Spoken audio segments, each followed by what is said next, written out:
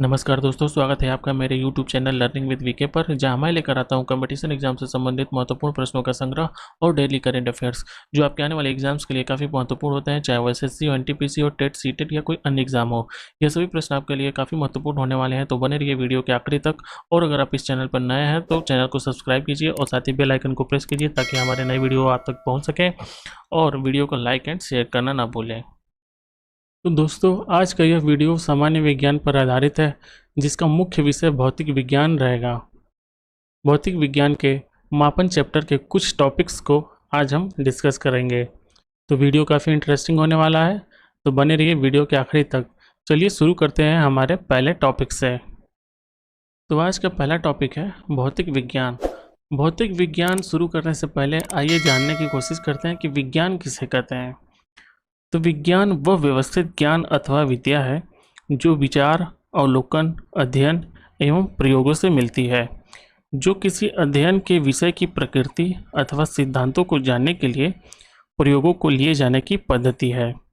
विज्ञान शब्द का प्रयोग ज्ञान की ऐसी विशेष शाखा के लिए भी करते हैं जो तथ्य, सिद्धांत एवं तरीकों को प्रयोग और परिकल्पना से स्थापित एवं व्यवस्थित करती है। इस प्रकार हम कह सकते हैं कि किसी भी विषय के क्रमबद्ध ज्ञान प्राप्त करने की विधा ही विज्ञान होती है। तो अब आते हैं भौतिक विज्ञान पर। भौतिक विज्ञान विज्ञान की वह शाखा है जिसमें द्रव्य, ऊर्जा तथा इनकी परस्पर क्रियाओं व संबंधों का अध्ययन किया जाता है। अब यहाँ पर दो शब्द हैं, द्रव्य एवं ऊर्जा। तो आइए जान लेते हैं कि द्रव्य और ऊर्जा में अंतर क्या है। तो द्रव्य वह वस्तु जो स्थान घेरती है, जिसमें द्रव्यमान होता है तथा जिसका अनुभव प्रत्यक्ष या अप्रत्यक्ष हम अपनी ज्ञानेंद्रियों से कर लेते हैं, द्रव्य या पदार्थ कहलाते हैं। जैसे कि लोहा, लकड़ी, कागज, पत्थर, ये सभी चीज़ें द्रव्य होती हैं। जबकि ऊर्जा कोई द्रव्य न होकर शक्ति का रूप या स्रोत होती है, जिसमें कार्य करने की क्षमता होती है। किसी कार्य को करने हेतु ऊर्जा आवश्यक होती है। इसमें न तो द्रव्यमान होता है और न ही यह स्थान घेरती है, परंतु इसका अनुभव हम अपनी ज्ञानेंद्रियों द्वारा कर सकते हैं। जैसे कि ऊष्मा, प्रकाश, विद्युत, ध्वनि, ये सभी ऊर्जा है। और अगर हम बात करते हैं भौतिकी के क्षेत्र की, तो इसका क्षेत्र बहुत व्यापक है।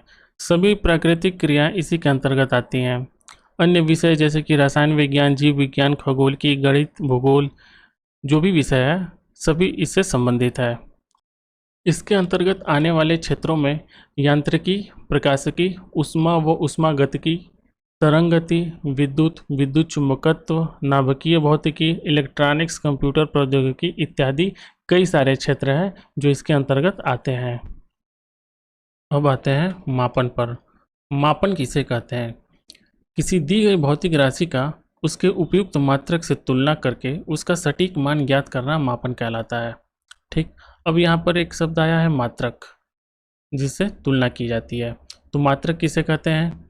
जिस राशि के मापन की आवश्यकता होती है उसकी एक निश्चित मान को मानक मान लेते हैं तथा उस मानक को कोई नाम दे देते हैं, जिसे मात्रक कहते हैं। उदाहरण के लिए, दो बिंदुओं को मिलाने वाली एक रेखा, जैसे कि हमारे पास एक बिंदु ये है और एक बिंदु ये है, तो दो बिंदुओं को मिलाने वाली एक रेखा की लंबाई को एक मानक मान लिया। ठीक, कि ये एक फिक्स दूरी है। अब इसका जो मानक है उसको मान लिया, जिसे कह दिया गया मीटर। ठीक, तो मीटर क्या होगा? इसका मात्रक हो जाएगा।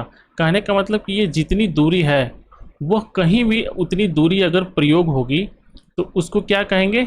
मीटर या 1 मीटर। अगर यह दूरी 5 बार आती है, 5 बार उतनी ही दूरी आती है, तो उसको क्या कह देंगे कि यह 5 मीटर है। ठीक, तो ये हो गया मात्रक। अब बात करते हैं भौतिक राशियों की। भौतिक राशियाँ कहते किसे हैं? अगर इसे आम भाषा में कहें तो दुनिया में जो कुछ भी मापनीय है वे भौतिक राशियाँ हैं, या फिर किसी द्रव्य की सही स्थिति या उचित मात्रात्मक स्थिति को दर्शाने के लिए भौतिकी के जिन पदों का उपयोग किया जाता है भौतिक राशियाँ कहलाती हैं। उदाहरण के लिए लंबाई, समय, द्रव्यमान, धारिता, आयतन, भार इत्यादि ये सभी भौतिक राशियाँ होती हैं। अब किसी भी भौतिक राशि को व्यक्त करने के लिए दो चीज़ों की जानकारी आवश्यक है। पहली, उस भौतिक राशि का मात्रक, दूसरी उस भौतिक राशि का संख्यात्मक मान, जो यह दर्शाता है कि ऊपर दिया गया मात्रक उसमें कितनी बार शामिल है। अब बात करते हैं कि भौतिक राशियाँ कितने प्रकार की होती हैं। तो भौतिक राशियाँ दो प्रकार की होती हैं। पहली अदिश राशि, दूसरी सदिश राशि। तो चलिए देखते हैं अदिश राशि किसे कहते हैं और सदिश राशि किसे कहते हैं। अदिश राशियाँ वे भौतिक राशियाँ जिन्हें व्यक्त करने के लिए केवल भौतिक परिमाण की आवश्यकता होती है, अदिश राशियाँ कहलाती हैं।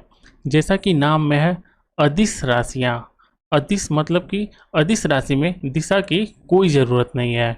उदाहरण के लिए द्रव्यमान, दूरी, चाल, आयतन, घनत्व, ऊर्जा, शक्ति इत्यादि अदिश राशि के उदाहरण हैं।